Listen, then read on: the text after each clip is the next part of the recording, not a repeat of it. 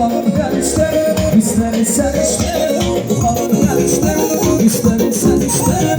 Yine bilmekten, aman değişler. Yine bilmekten, aman değişler. Kendinin namusu, senin konusu. Kendinin namusu, senin doğrusu. Ben onun olçusu, ben ceyranımdır. Ben onun olçusu, ben ceyranımdır. Ay ben ceyranımdır, o benim canım.